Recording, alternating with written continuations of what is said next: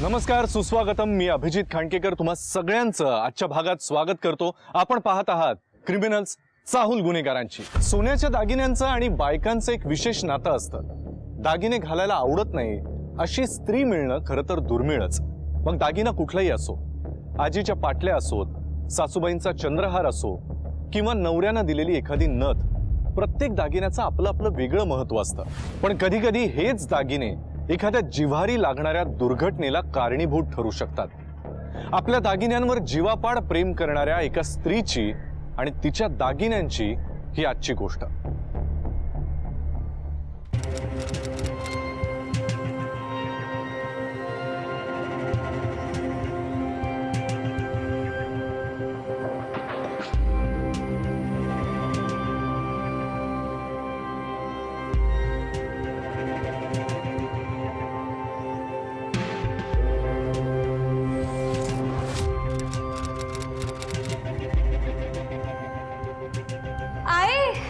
ते टीव्ही वाले आले तुझा इंटरव्ह्यू घ्यायला. हो, आधी मला दागिने घालायला मदत तर कर.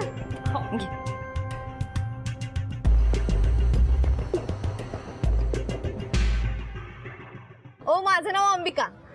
पण मग हे उरं सोनं घालते ना की अख्खा कोलीवाडा मला ना सोनूताईशी झाक मारते. तुम्हाला दागिन्यांची आवड केव्हापासून? अहो, लहानपणापासूनच की. कोणत्याही बाईच्या अंगावर दागिने बघितलं ना की मला जाम वाटायचं की हिच्यापेक्षा जास्त दागिने माझ्या अंगावर पाहिजे. आणि तेव्हाच मी ठरवलं की मोठी झाली ना की लई दागिने घालायचं. यो आमचा कोलीवाडा आणि आम्ही समदे एकविरायची लेकरं आहोत ताई. कुणाला बी काय बी मदत हवी असेल ना तर आम्ही करतो. एकमेकांसाठी जीव द्यायला बी मागे पुढे बघत नाही. आणि या कोलीवाड्यामध्ये कधी कुणाला काही मदत लागली रात्रीची बी तर एकविरायची शपथ, ना दिस बघत ना रात बघत हा केला धावते. सोनूताई, तुम्हाला एवढे दागिने घालायचे रिक्स नाही वाटत? अजिबात नाही. अंबिकाच्या दागिन्यावर हात काय कोणी नजर बी टाकू शकत नाही.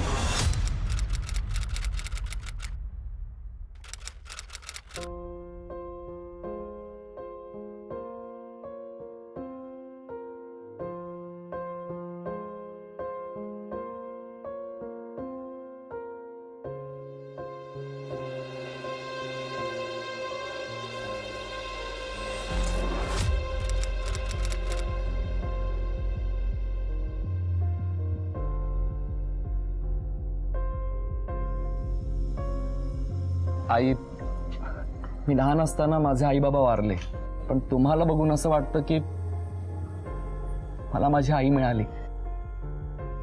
चल रे, काय रडतोस? चला आता लग्नाची तारीख ठरवा. आणि तुम्ही सगळे सोनूताईच्या पोरीचा साखरपुडा आहे, वाजवा की.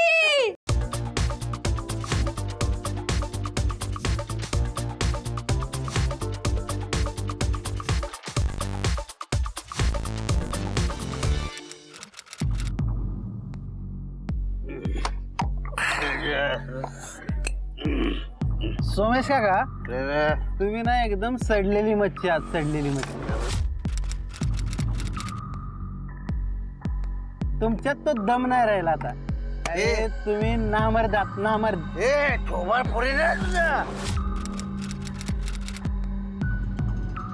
देवाने तोंड दिलं म्हणून काय बी बोलू नको. अरे तुमच्या मुलीचा साखरपुडा आहे आणि अजून मी तुमचं काम लटकलंय.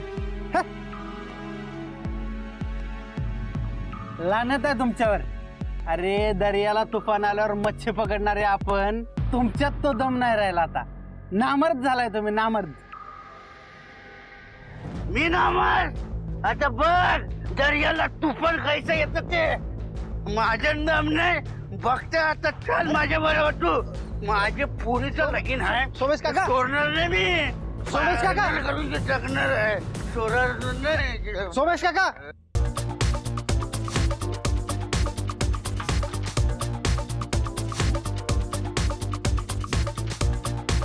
बाय करा मन्ना सोरूची नाश्ता. मन्ना बाय करा.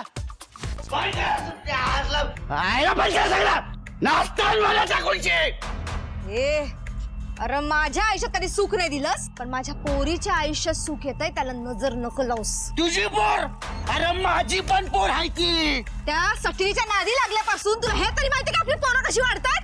जेव्हा पाहिजे ते सटवी आणि दारू बस. दुसरं काय दुसतं तुला? जास्त बोलायचं नाही, मला शिकवायचं नाही. मी आता सांगताय ना ते तुला करायचं आहे. यो कागद आहे ना, कागद यो साधा सुद्धा कागद नाही, डिवोर्सचा डिवोर्स, याच्यावर सह्या कर. म्हणा तुझी सही पाहिजे. मी नाही करणार. मी ना सोडायचो नाही, सही नाही करत. काही आणि काही आहे ना चोराचो नाही मी. मारणार मारायचं ना, मार. नाही करायची ना साई, तुला नाही करायची ना, नको करूस. तू जितेपणी सही नाही करणार, पण तू मेलीस ना तर मला तुझ्या सहीची बी गरज नाही. बघ तुला मी सोडायचो नाही, मला म्हण.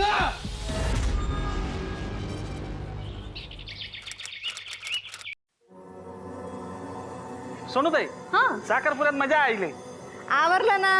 बस चल ग, एकवीरची चोलीची ओटी भरून टाकूया आपण. आणि परसासाठी आम्ही भात पण घेतलाय. अगं तुझ्या मनपसंत परशी साखरपुडा झाला, लगीन आहे तुझं. देवीची कृपा अशीच राहू दे आपल्यावर. काय झालं मला? आई ना मावळ ऐकायला गेली आणि बाबी घरामध्ये नाही. मला खूप भूक लागली आहे. अगं ये बस ये बस. हे पकड.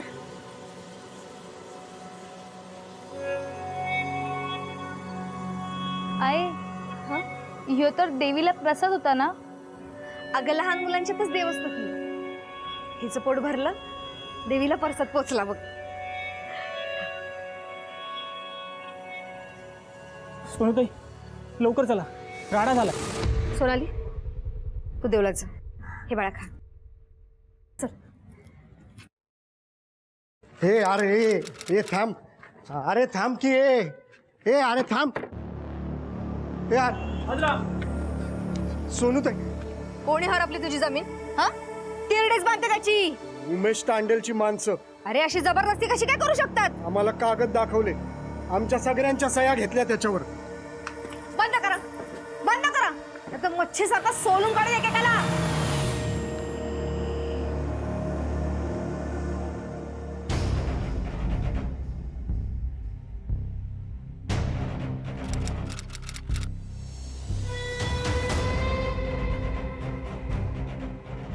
मने वाट सोड. वाट सोडतो पण हात धरतो. काय बोलते? हा मने हात सोड. हात सोड नाही तर अगं जाळ्यात आलेलं पापलेट कोणी सोडतं वय? मने मी आरडाओरडा करेन आणि समजा कोलीवडा जमा कर. मग बघ तुझी काय अवस्था होते ते. हे चुप, मला त्याच्याशी काही घेणं देणं नाही. तू ओरड नाही तर काय पण कर. असं पण अख्खा कोळीवाडा तिथे त्या जागेच्या मॅटरसाठी राडा करतोय. चल. हात सोड माझा. सोड माझा हात सोड. दगड डोक्यात घाल तुझ्या मी. जास्त हिंमत आली आहे तुझ्यात, तुझ्या आईपेक्षा जास्त ताकद आली आहे तुझ्यात. पण एक लक्षात ठेव, मी तुझं त्या छपरी पोराशी लग्न होऊ देणार नाही. माझं मिहीरवर प्रेम आहे आणि मी त्याच्याशीच लग्न करणार. माझ्या आईचा मला पूर्ण सपोर्ट आहे आणि तुझ्यासारख्या सुक्या बोंबलाला मी घाबरायची नाही. चल हात. आई जिवंत असताना आणि ती मेल्यावर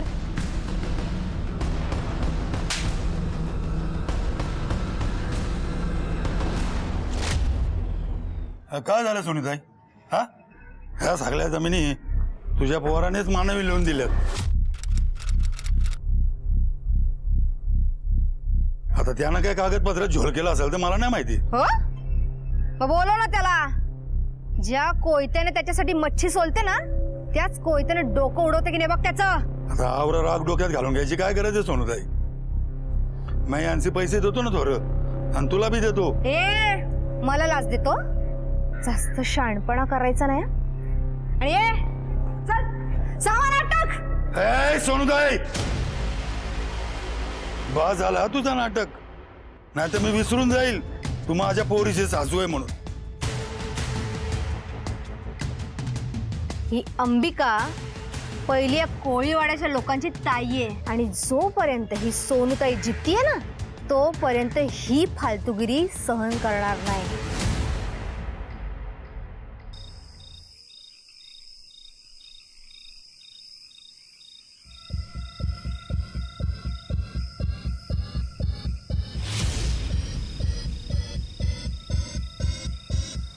मला मारू नकोस. तुला माझे दागिने हवेत ना, तू ये ना. सर मला माझ्या आईची मिसिंग कंप्लेंट द्यायची आहे. कधीपासून बेपत्ता झाली आई? सर, काल रातच्याला अचानक ती घराच्या बाहेर गेली आणि ती घरी आलीच नाही. अचानक म्हणजे काही सांगून नाही गेली? नाही मॅम, अचानक काहीतरी आठवल्यासारखं म्हणून ती घराच्या बाहेर गेली. मी तिला विचारलं सुद्धा, पण ती म्हणाली की काहीतरी महत्वाचं काम आहे ते करून येते. तुझे बाबा? ते आमच्या सोबत राहत नाही. ठीक आहे, तुझ्या आई बाबांचा मोबाईल नंबर आम्हाला देऊन ठेव. तुम्ही बाकी नातेवाईकांना फोन केला? हो सर, ओळखीतल्या काही लोकांना फोन केले, पण ती कुठेच गेलेली नाही. आपण? हा मिहीर, आमचं लग्न ठरलंय. तुझ्या घरात आणखीन कोण कोण असतं? आम्ही 2 बहिणी आणि एक भाऊ. मोठ्या ताईचं लग्न झालंय आणि भाऊ वहिनीसोबत तिच्या माहेरी राहतो. का? वहिनीचं आणि आईचं पटायचं नाही, सतत भांडणं व्हायची. तर रागाच्या भरात वहिनी माहेरी निघूनच गेली. सर, मला आईची खूप काळजी वाटते. तुम्ही काळजी करू नका, तुझी आई नक्की सापडेल. बघा यांची कंप्लेंट लिहून घे.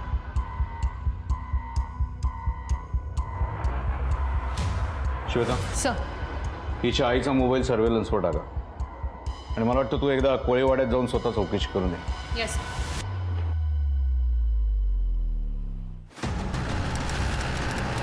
काल रात्री सोनूताईला बघितलं होतं तुम्ही? हाय मॅडम. काल रात्री सोनूताईला बघितलेलं असतं? हो मॅडम, काल रात्री मी सोनूताईला बघितलं होतं. सोनूताई एवढ्या रात्री कायला चालली?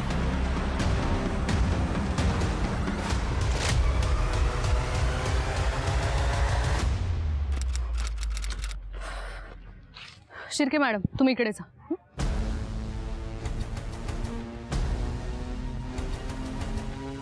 बघा तुम्ही इकडे बघ.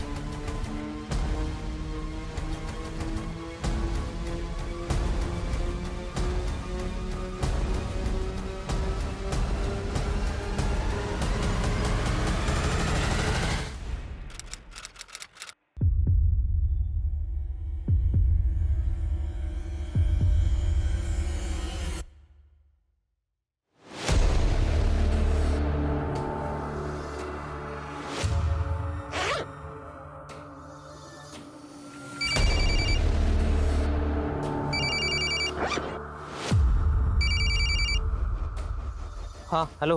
दागिने मिळाले ना? हो मिळालेत, पण यात काय लफडा तर नाही ना? अरे काय लफडा नाहीये, आजीचे दागिने आहेत. तू हे जाऊन विक, मग मी तुझे पैसे परत करतो आणि उरलेले पैसे मला दे तू परत. बरं ठीक आहे.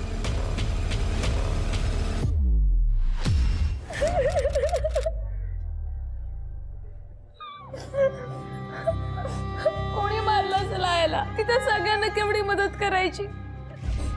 कोण तिच्या जीवावर आलं असेल? एकदा मला फक्त कळू दे की हे कोणी केलंय. मी त्या माणसाला जिवंत सोडणार नाही.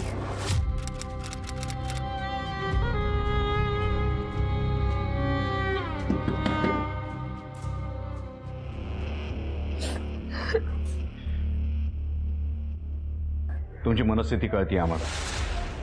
सोनाली, तुझ्या आईचा मारेकरी आपल्याला शोधून काढायचा असेल तर तुमच्या सगळ्यांच्या मदतीची गरज आहे आम्हाला.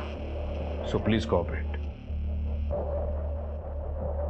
सोनाली, तुझ्या आईचं कोणाशी वैर वगैरे होतं किंवा कोणाशी भांडण झालं होतं? माझ्या आईचं फक्त बाबांबरोबरच भांडण असायचं. ते खूप दारू प्यायचे आणि ते आईला नाही चालायचं. आता ते चंद्राबरोबरच राहत आहेत. म्हणजे तुझ्या आईबाबांचा घटस्फोट झाला? नाही सर, पण बाबा त्यासाठीच आईवर प्रेशर आणायचे, पण आई तयार नव्हती. मग शेवटी बाबा चंद्राकडेच राहायला गेले आणि ते दोघं आता एकत्र राहत आहेत.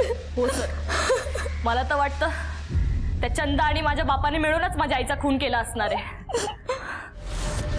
ही चंदा तुझ्या आईशी कधी भांडायला आली होती? हो सर, त्या दिवशी बाजारात.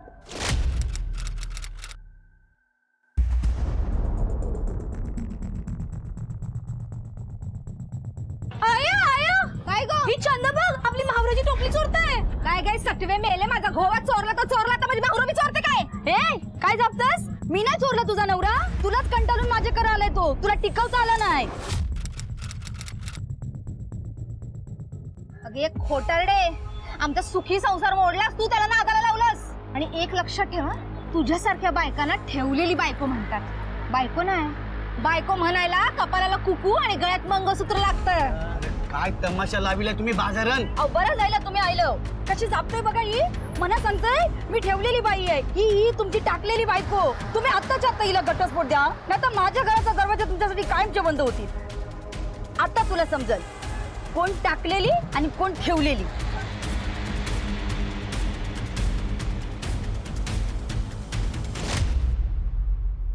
ही चंदा कुठे राहते? सर ती इथे कोलीवाड्यातच राहते. मी दाखवते तुम्हाला. बरं, आणखीन कोणी आहे ज्याच्याबरोबर तुझ्या आईचं भांडण झालं होतं? सर तिला मन्या तांडेलचा खूप राग होता. मन्या तांडेल कोण आहे? त्याच्या बाबांनी आणि माझ्या बाबांनी आमचं लहानपणीच लग्न ठरवलं होतं. पण माझ्या आईला आणि मला तो अजिबात पसंतच नव्हता. तो खूप दारू पितो, ना धड शिकलेला ना धड कामधंद्याला आहे तो. या मन्यानी कधी तुझ्या आईला धमकी दिली होती? माझ्या आईला धमकवण्याची हिंमत नव्हती त्याच्यात, पण तो एकदा बोलला होता की तुझी आई मेल्यावर तुला वाचवायला कोणी नसेल. काल जेव्हा तुझी आई घराबाहेर गेली होती तेव्हा तिने सगळे दागिने घातले होते का? माझी आई नेहमी कोळीवाड्यात जाताना सर्व दागिने घालून जायची. बरं, हे पैंजण बघ. हे पैंजण माझ्या आईचे असूच शकत नाही. ती फक्त सोन्याचे दागिनेच घालायची. सर मी कोळीवाड्यातल्या एका लोकल ज्वेलरी शॉपमध्ये चौकशी केली. तो म्हणाला की ते पैंजण चंदानेच त्याच्याकडून विकत घेतलं होतं. पण श्वेता, त्यानं हे खात्रीने कसं काय सांगितलं की ते पैंजण चंदानच विकत घेतलं होतं? कारण त्याच्याकडे तर असे हजारो. सर ऍक्च्युली तो म्हणाला की त्याच्याकडून फक्त एकच पैंजणाची जोडी विकली गेली होती आणि ती सुद्धा त्या चंदाने विकत घेतली होती. सर मी तिच्या घरी चौकशी करायला गेले तेव्हा तिच्या घराला कुलूप होतं आणि शेजारी पाजारी विचारलं तेव्हा ते म्हणाले की चंदा संध्याकाळी घराबाहेर गेली होती आणि त्यानंतर ती घरी परत आलीच नाही. म्हणजे हा सगळा मॅटर चंदा आणि सोमेशने केला असू शकतो. पण श्वेता, त्या सोमेशला अंबिकाकडून फक्त घटस्फोट हवा होता. मग तो खून करून दागिने चोरू शकतो? सर असंही असू शकतं की या खुनामागे दागिन्यांच्या चोरीचा हेतू आहे हे दाखवून आपल्याला मिसलीड केलं जातं.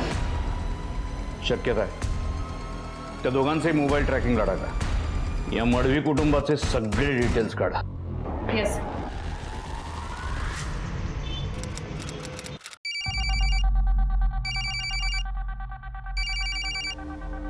हां हॅलो, कुठेस तू? आत्ताच्या आत्ता माझ्या दुकानात ये. पण झालं काय? ही असली कामं मी करत नाही. तू तुझा सगळा माल घेऊन जा. अहो शेट काय झालं ते तर सांगा. तू तुझी फालतूगिरी बंद कर आणि आत्ताच्या आत्ता दुकानात ये आणि हे सगळं घेऊन जा. अहो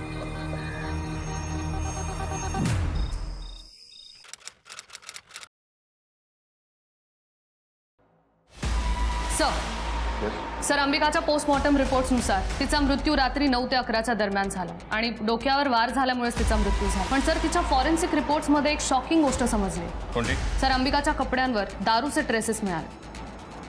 श्वेता, या अंबिकाचा नवरा सोमेश दारुड आहे. हो सर. तो तिला त्रासही देत होता घटस्फोट दे म्हणून. कदाचित खून करताना त्याच्याकडची दारूची बाटली झटापटीत तिच्या अंगावर सांडली असेल. चंदा आणि सोमेशचा अजूनही ठाव ठिकाणा नव्हता. या दोघांनी मिळूनच अंबिकाचा खून केला असेल का? अंबिकाचे दागिने विकायला घेऊन जाणारा मुलगा कोण होता? आणि सगळ्यात महत्वाचा प्रश्न, अंबिकाच्या अंगावर ती दारू सांडली कशी? अंबिकाच्या घरच्यांची चौकशी करताना पोलिसांच्या समोर अजून एक गोष्ट उघडकीस आली.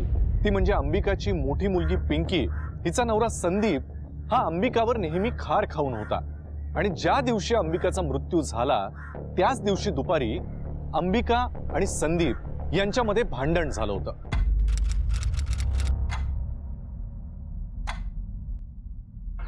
अरे किती याला माझ्या लेकीने तुला सांगितलं की दारू पिऊ नगस, तू काय तिचं ऐकतच नाहीस. फसवणूक केली आहे तुम्ही माझी.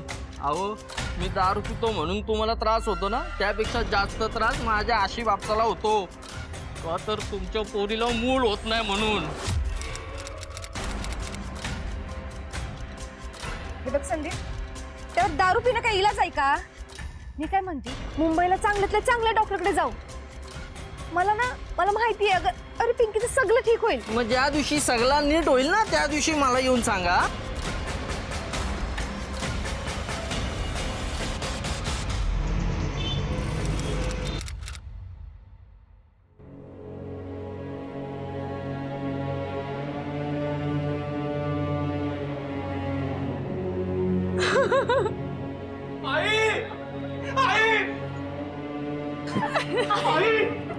आई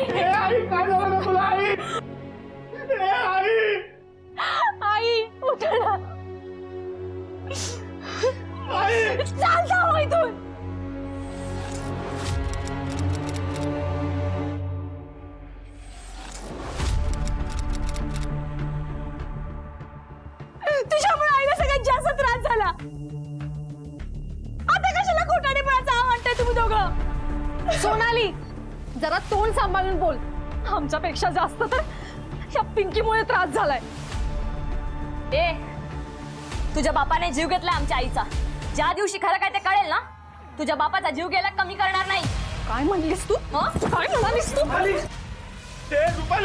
सोड मला. थांबा, तुम्ही सगळे निघून जा इथून. माझ्या आईजवळ कोणी नकोय. तुम्ही सगळ्यांनी जा इथून. नाही, जा तुम्ही. तू जा इथून. आई, आई.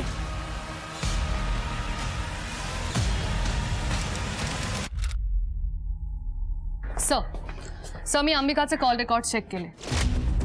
त्यातला एक नंबर डाऊटफुल आहे सर. कोणाचा? उमेश तांडेल म्हणजे संकेतचे सासरे. पण श्वेता, संकेतच्या सासऱ्यांनी अंबिकाला फोन केला तर त्यात एवढं डाऊट घेण्यासारखं काय? सर जेव्हा मी त्यांची चौकशी केली तेव्हा मला समजलं की अंबिकाचं आणि संकेतच्या सासऱ्यांचं आधीपासूनच जमत नव्हतं. म्हणूनच संकेतनी आणि त्याच्या बायकोनी घर सुद्धा सोडलं होतं. आणि सर अंबिकाला सुद्धा 12 तारखेला बरोबर 8 वाजता कॉल आला होता आणि त्यानंतर तिला एकही फोन आला नाही. याचा अर्थ असा की फोन झाल्यानंतर अंबिका घराबाहेर पडली असेल, संकेतच्या सासऱ्यांना भेटली असेल आणि मग त्यांच्यामध्ये वाद झाला असेल. सर अजून एक महत्त्वाचं म्हणजे जेव्हा मी अंबिकाचा फोन चेक केला तेव्हा त्यात सुद्धा तिला या नंबरवरून बरेच मेसेजेस आले होते.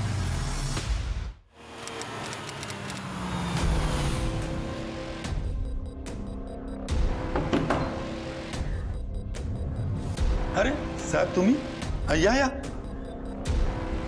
मिस्टर तांडेल, 12 तारखेला रात्री 8 वाजता अंबिकाला कशासाठी कॉल केला होता? ते काय आमच्या आवऱ्या कोरीवाऱ्यात कोणी पण मोठा बिल्डर घुसायला तयार नाही. मग आपणही छोटा बिल्डर आहे तर आपण म्हटलं आपण हात घालून बघू. आणि मग एका मोठ्या बिल्डरने मला ऑफर दिली होती की सगळ्यांच्या जागा विकत घेऊन दे आणि मग आम्ही इथं मॉल बांधू इकडं. मग मी सगळ्यांची चर्चा केली आणि सगळे तयार बी झाले. आणि मग तो अंबिकाचा पोर म्हणजे माझा जाव आहे त्याला बी बोललो, तो बी तयार झाला. आणि त्याने लोकांशी बोलून जागा विकत घेतल्या आणि विकत घेऊन त्यांना थोडं थोडं पैसेही दिलं. आता ही अंबिका तिचं कोणतरी कान भरलं आणि तिला सांगितलं की हा दादूस कमी रेटमध्ये जागा विकत घेतल्या, तुम्ही थांबवा. आता त्याच्यावरनं आमचं राडे पण झाले. मग त्याची सेटलमेंट करायला म्हणून मी तिला इकडं वारलं होतं. ते 12 तारखेला फोन करून बोलवलं होतं. आणि तिने ऐकलं नाही म्हणून तिचा खून केला? अरे नाही साहेब, हे असलं सगळं काय करत नाही मी. तांडेल, हे सगळं पोलीस स्टेशनमध्ये सांगायचं. हां घ्या. 1 मिनिट साहेब, वॉरंट आहे का?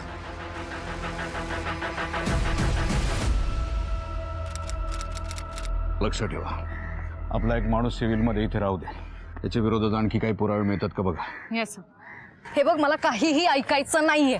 तू जर त्या घरात गेलास ना, नाही तुझं तंगडं तोडलं ना, तर नावाची रुपाली बदल. रुपाली अगं ती कशी असेल ना तर ती माझी आई होती. आता तिचा अंत्यसंस्कार मी नाही करणार तर कोण करणार? आणि मीच आहे ना मग तिचा एकुलता एक मुलगा. खड्ड्यात गेलं सगळं. तुझ्या त्या निर्लज्ज बहिणी आहेत ना, त्यांना सांग जाऊन सगळं.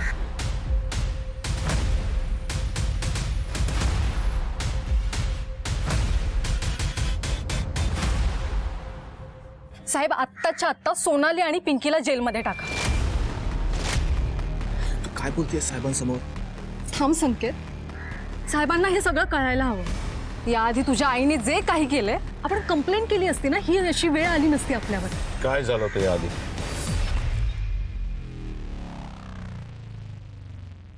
अगं आई काय करता तू? अगं कोयता लागला ना तुझ्या पोराला. अगं काय चाललंय? गबस, तुला म्हावरं पकडायचं नाही, मी काय नाही बोलले. पण कोळीवाड्या लोकांना फसवायचा धंदा केलायस.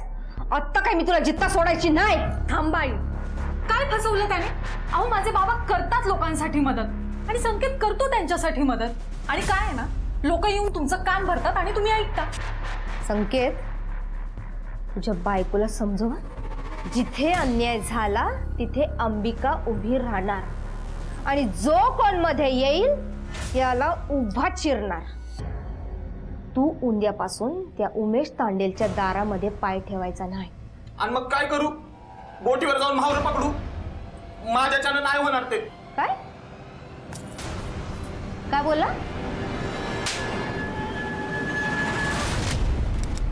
श्वेता, मला तर वाटायला लागलं की यांच्या फॅमिलीमधलंच कोणतरी कल्प्रिट असावं. किती कॉम्प्लिकेशन्स आहेत, किती प्रॉब्लेम्स आहेत त्यांच्या फॅमिली रिलेशन्समध्ये. त्या दागिन्यांचं काय झालं? तर कुठल्या ज्वेलरकडून काहीच अपडेट मिळत नाही. पण सर एक गोष्ट मात्र नक्की आहे, ज्याने कोणी हे दागिने चोरले असतील तो या कोळीवाड्यात तर ते नक्कीच नाही विचारणार. कारण या एरियामध्ये अंबिका जेवढी फेमस होती तेवढेच तिचे दागिने सुद्धा होते. हॅलो, या ओके, थँक्यू. सर आपल्या घबरीचा फोन होता. चंदा आणि सोमेश विषयी माहिती मिळाली. काय म्हटलं? तर या कोळीवाड्यातल्या लोकांचा एक भिशी ग्रुप आहे. दर महिन्याच्या 16 तारखेला इथले पुरुष तिथे जमतात आणि ज्याला कोणाला भिशी लागते त्याला विना व्याज लाखो रुपये मिळतात. आणि सर या ठिकाणी सोमेश नक्की आहे. मॅडम तुम्ही काय पण काय बोलता? त्या अंबिकावर माझा राग होता, पण मी तिचा खून नाही केलेला आहे. ए खोटं बोलू नकोस. मी कला खोटं बोलू? मी नाही खोटं बोलत. हे पैंजण आम्हाला डेड बॉडी जवळ सापडलं आणि तू ज्या ज्वेलरी शॉप मधून हे पैंजण विकत घेतलं होतंस त्याने स्वतः आम्हाला सांगितलंय की हे तुझं आहे म्हणून. आता हे पैंजण माझे नाहीत मॅडम. खोटं बोलू नकोस चंदा. मी कला खोटं बोलू मॅडम? माझे पैंजण माझ्या पायात आहेत, हे बघा.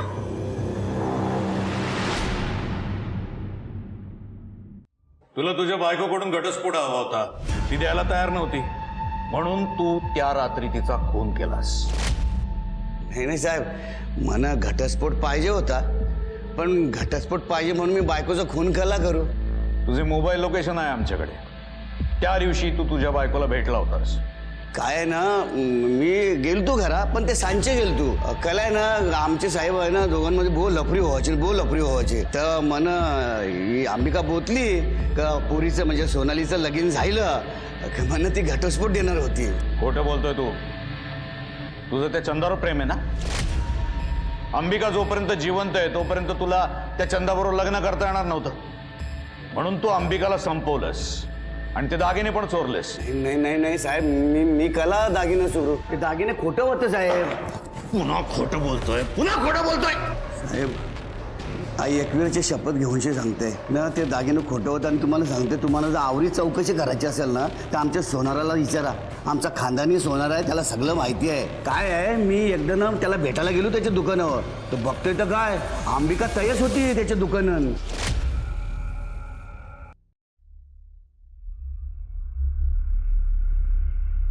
हे काय ताई, आज तुम्ही दागिने अंगावर नाहीत तर रुमालात घातलेत? दादा, मला या दागिन्यांची काय गरज? मला पैशाची गरज आहे. पण ताई झालं काय? आता दादा तुम्हाला माहिती, गेल्या वर्षी एवढं तुफान आलं, जाम नुकसान झालंय. माझ्या बोटी मोडल्या. आता जे कोली माझ्याकडे काम करत होते त्यांना मी पैसे नाही देणार असं तर नाही होणार. जे नुकसान झालं ते माझं झालं. त्यात माझ्या धाकल्या लेकीचं लग्न आहे, मला पैशाची गरज आहे. आणि माझ्या थोरल्या लेकाला त्याला बिझनेस करायचा आहे. हो ताई, तुमच्या अंगावर दागिने नसतील तर अख्खा कोळीवाडा तुम्हाला याबद्दल विचारेल. त्यासाठीच तर मी तुमच्याकडे आली. तुम्ही विश्वासातले आहात. हे बघा, हे दागिने विका आणि त्याचे पैसे मला द्या. आणि या बदल्यात सोन्याचं पाणी लावलेले दागिने मला द्या.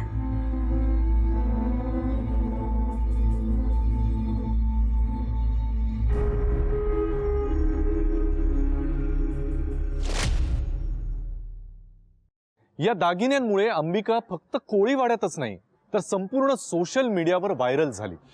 भले त्या इंटरव्ह्यू नंतर तिने ते दागिने विकले असतील, पण नंतर खोटे दागिने घालून ती संपूर्ण कोळीवाड्यात वावरत होतीच ना. खोट्या प्रतिष्ठेपायी अंबिकानं आपला जीव गमावला असं म्हणणं चुकीचं ठरणार नाही. आणि यामध्ये फक्त अंबिकाचा जीव नाही गेला, दुसऱ्याही एका जीवाचा यामध्ये नाहक बळी गेला. अंबिकाचा ज्या ठिकाणी खून झाला होता त्याच ठिकाणी दुसऱ्या एका मुलाची डेड बॉडी सापडल्याचा पोलिसांना एक फोन आला आणि पोलीस तातडीनं घटनास्थळी पोहोचले.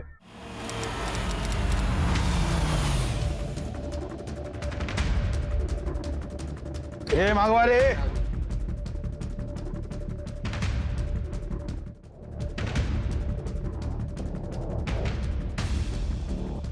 तुमच्यापैकी कोणी ओळखता आला? नाही साहेब, त्याला कोणी ओळखत पण नाही आणि हा कोळीवाड्याचा पण नाही. नक्की नाही. काय सापडते?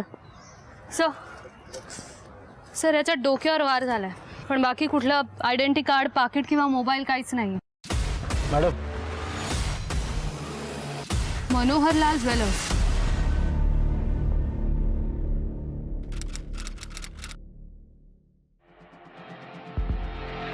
यांना ओळखता का? हा एक नंबरचा झोलर लफंग आहे. काय झोल केलाय ना? हा एक दिवशी माझ्याकडे नकली दागिने घेऊन आला होता. ते दागिने दाखव. ते दागिने माझ्याकडे नाही आहेत. जेव्हा मला कळलं की ते दागिने खोटे आहेत, मी त्याला बोलवून त्याचा माल त्याच्याकडे देऊन टाकला. पण तुम्ही ओळखत होता याला? अजिबात नाही. त्याचा काही नंबर वगैरे असेल तुमच्याकडे? हो, नंबर आहे. द्या.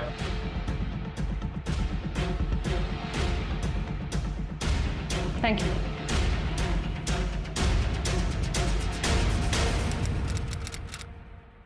सर हे त्या मुलाचे पोस्टमॉर्टम रिपोर्ट्स आणि कॉल रेकॉर्ड्स. सर त्याचं नाव सुमेध होतं.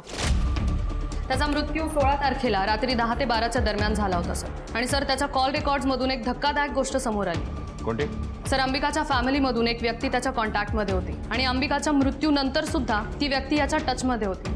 आणि सर ज्यावेळी सुमेधचा खून झाला त्या व्यक्तीचं लोकेशन आणि सुमेधचं लोकेशन हे तेव्हा सेम दाखवतंय सर. म्हणजे हे दोन्ही खून त्याच व्यक्तीनं केले असणार.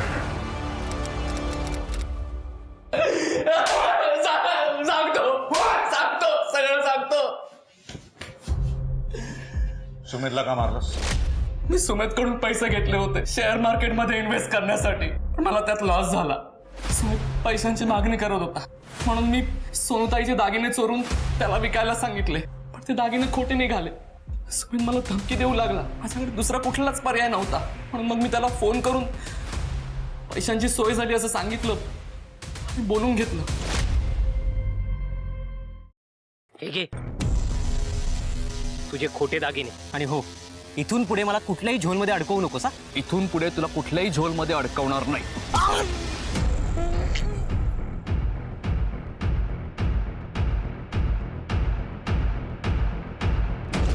आणि याच पैशांसाठी तू अंबिकाला सुद्धा मारलंस? नाही साहेब, मी अंबिकाला नाही मारलं. खोटं बोलू नकोस. तुझे मोबाईल लोकेशन्स आहेत आमच्याकडे. आता खरं सांग, बोल. साहेब सांगतो, शेअरचा लॉस भरून काढण्यासाठी मी सोनालीकडे पैसे मागितले. तिने तिच्या आईकडे पैसे मागितले पण तिने दिले नाही. तरी सुद्धा मी स्वतः गेलो पैसे मागण्यासाठी, पण आई नाही म्हणाली. मला काहीच कळत नव्हतं, म्हणून मग मी तिचे दागिने चोरण्याचा प्लॅन केला. काय?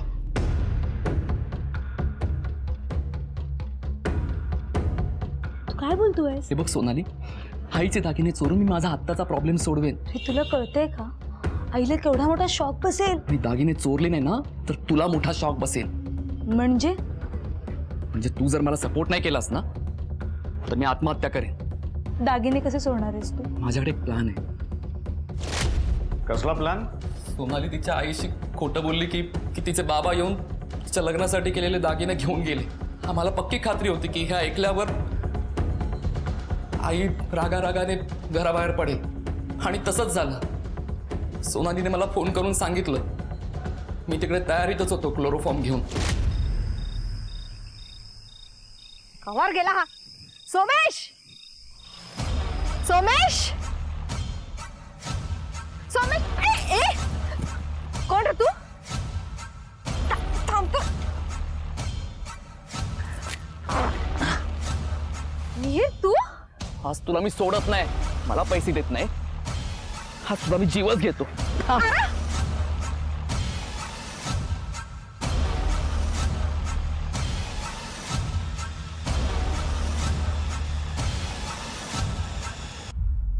मला मारू नकोस. तुला माझे दागिने हवेत ना?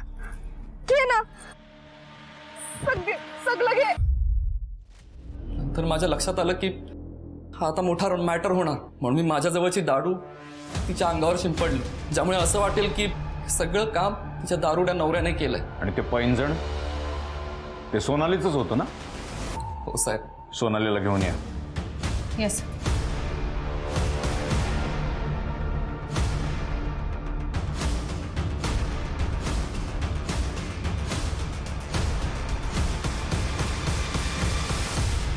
अंबिकाचा आपल्या धाकट्या लेकीवर सगळ्यात जास्त जीव होता आणि या आंधळ्या प्रेमानंच तिचा जीव घेतला.